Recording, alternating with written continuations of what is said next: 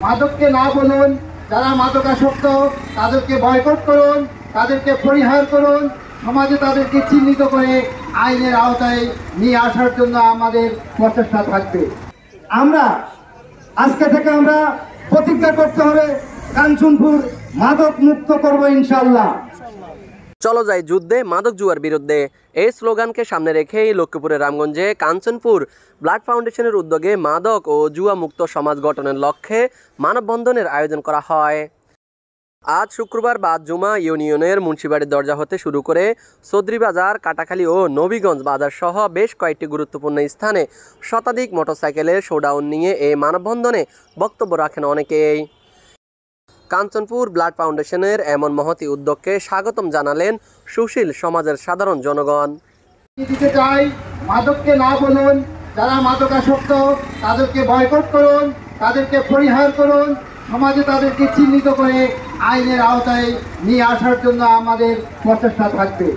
আজকে যারা মাদকের সাথে মাদক কারবারি যারা রয়েছে তাদের বিরুদ্ধে সামাজিক প্রতিরোধ গড়ে তুলতে হবে আমাদেরকে ইনশাআল্লাহ। মাদকের যারা ব্যবসায়ী রয়েছে তাদেরকে চিহ্নিত করে আইনের আওতায় নিয়ে আসতে হবে।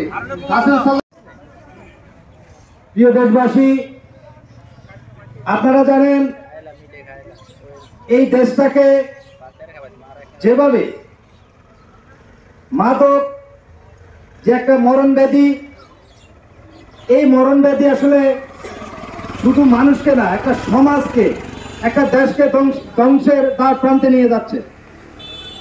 এই মাদকের কারণে আমাদের সমাজ শেষ, যুব সমাজ শেষ, ছাত্র সমাজ শেষ, এবং এই দেশের মান সম্মান ইজ্জত বলতে আমাদের আর কিছু থাকে না।